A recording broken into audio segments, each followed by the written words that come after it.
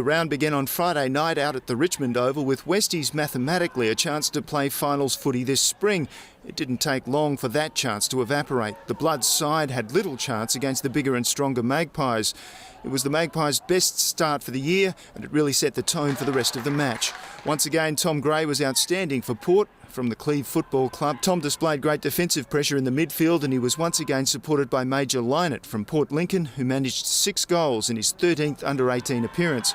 And rounding out the country lads was Jack Harsmer, the captain. Originally from the Cummins Football Club on the Eyre Peninsula, this was Jack's first game back from Sacred Heart College. He's a top ager for Port, and his experience showed as he played up forward and in the middle of the park. His 30 disposals included 7 inside 50s and a great running goal in the final quarter. Anthony Pryor has come through Port's under-16 program. He's played half a dozen under-18 games this season, but this was his highest scoring match for the year.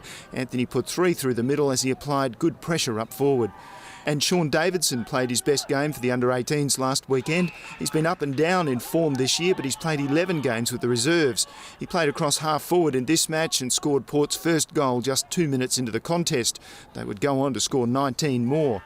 West only managed 7 goals, and coincidentally they fielded 7 under-16 players in round 22. With some of the more well-known names in line for senior football at the pointy end of the season, it was up to the youngsters to step up. But it was a battle. West finished the match with just 17 players. With 2 concussions, 1 ankle and an AC joint, the bench was empty by three-quarter time. Coach Jared Mears was ready to remove his tie and get on the field. For West, Jack Evans, the captain, played his first game since early June. Jack's been plagued with injury this year, with a recurring lower leg injury benching him for weeks. From the Flagstaff Hill Football Club, Jack gave everything he had and was once again benched in the final quarter when he was concussed for his efforts. Back in round 1, Hassan Ahmad Watkins kicked 11 goals against the Dogs. That record still stands today. Last week the Bloods welcomed him back from duties with Sacred Heart, including the Open Schools Grand Final. In round 22 he kicked 5 of West's 7 goals. Say no more. But it was a battle of man versus youth, and on this occasion the men won, Port by 86 points.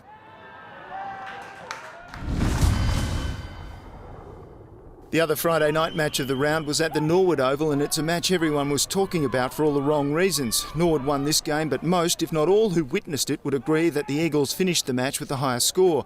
At half-time, it appears that the goal umpires didn't agree on the score. One had the Eagles with 5 goals, the other had them with 4. To cut a long story short, they agreed on 4, and Eagles coach Shane Grimm was perplexed to say the least. The vision of the match shows the Eagles scoring goals through Hayes, Ferns, Hall and 2 to Fitzner, but according to the official stats, one of those goals didn't happen.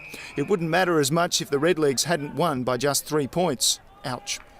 Controversy aside, there was some great football on display, with Jordan Persinos from the Hope Valley Football Club excelling in defence. Jordan is as fast as they come, with a top speed of 30.1 kilometres an hour. At that speed, he could run to the MCG in just 1 day. And he might need to one day, because his performance was brilliant. He showed versatility and poise in defence. He's used to playing up the front, where at 190 centimetres is a good marking target. Eddie O'Connor has had a shoulder injury for most of the season, and he came back for this match after a gruelling rehab program. With his first touch, he marked the ball, and with his second, he scored a goal. But Eddie hasn't been wasting his time during his rehab. He's been coaching the forwards, and it must have been working, because his team will finish the minor round in 3rd place. The Eagles will finish 2nd. Oh, what a difference a goal would have made. Albie Dunstan at half forward had trouble with the tight confines of Norwood Oval. Albie from the Adunda Football Club likes to run. Norwood Oval doesn't suit his game, but he was still among the best on ground with 25 disposals against his name. Jack Ellsworthy from Kadina played in the All Schools Grand Final win for PAC a couple of weeks ago. In this match he did his best in defence for the Eagles before being pushed on ball by the coach, but he maintained his defensive pressure even when playing through the midfield. And Ethan Haylock from Foss Camden Football Club is the son of Gary Haylock, with over 200 games for Woodville and the Eagles. Ethan had his first best on-ground listing in this match. He played up forward and on the wing, keeping the Haylock name in high esteem with 25 disposals on the night.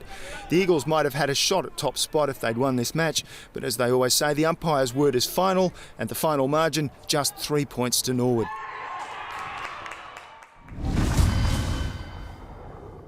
Down at the Bay, Central District once again showed how much they've improved under coach Matt Krieg. They came up against a Tigers outfit trying for a place in the finals, and the Dogs played pretty well, although the scoreboard will show Glenelg won by 12 goals.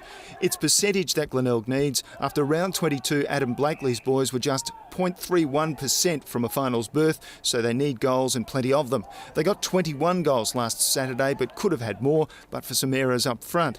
But not making any errors was one of three high-performing inside midfielders. Luke O'Connor, winner of the Maccas Cup MVP for the round. Luke has played for Glenelg over the past few weeks rather than for his college team, Prince Alfred. That means he missed the All-Schools Grand Final against Sacred Heart at Norwood Oval, but he's been among Glenelg's best for the last 3 weeks, so it's all been worth it. 2 goals for Luke in round 22.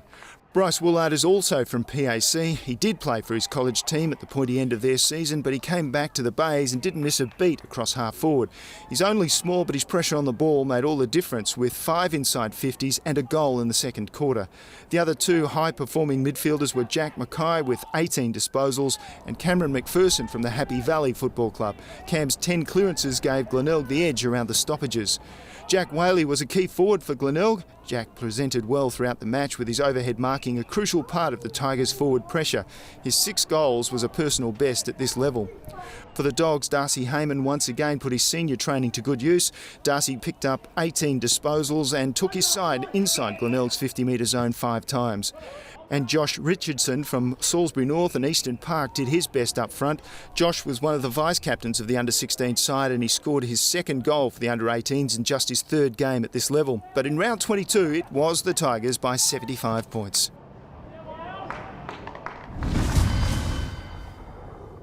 This was South's last game of season 2013, and coach Tony Bamford let the boys out to play. The scoreboard was of less significance than teamwork and endeavour, and while they kept on keeping on until the bitter end, the Sturt boys were too tall and too talented to let this one get away. Best for Sturt was Jacob Leake from the Harndorf Football Club. Jacob was strong at the football and ended the day with 19 disposals and a goal for his troubles. And serving Sturt as a ruck rover was Josh Hone in his 19th game for the season. That's right, Josh hasn't missed a single game for his team, and even though the clearance count was pretty well even across the 2 teams, Josh led his team's clearances with 6 for the match. In his 7th game for the season, James Rose from Scotch College led well. His pace and smarts served him well up front, as they've done every time he's played. James has scored every time he's fronted for Sturt, and this week was no exception, with 5 goals recorded against his name. Luke Andruskovic from the Macclesfield Football Club has been around the Sturt Football Club for many years. Known as Luke A to Z to those who find his surname a bit tricky, he won 25 hitouts using his height to full advantage on Saturday. But he was matched by South's Luke Ross, who managed 26 hitouts for the losing side. Not a bad effort. And also working hard for South was Matt Dominish from Langhorne Creek. The clever midfielder led the clearance count for the match with 10 clearances, the only player from either team to reach double figures. Add to that 21 kicks and 13 handballs, and Matt's stats page looked very healthy at the end of South's season. Coming back from Sacred Heart College was Reece Bartram across half-back flank. Reece's running game saw him take risks through the corridor, with most of them paying off. He was easily South's best out of the back half, with 34 disposals and 10 rebound 50s. We've already talked about James Rose, who scored 5 goals for Sturt. Most of those goals were in the first half. After half-time, Rose was manned by Sam Hamilton. In his 15th game for South this year, Sam took Rose out of the game, allowing him only 1 goal and 1 point in the second half. And coming over from the Dudley United Football Club on Kangaroo Island was the brilliant Ty Martain. This was Ty's 2nd game for South, and he gave everything he had, starting on a wing, finishing up front and emptying his tank in between. South's run in 2013 may be over, but Sturt still have finals football to think about. Rounding out round 22, it was the Double Blues by 94 points.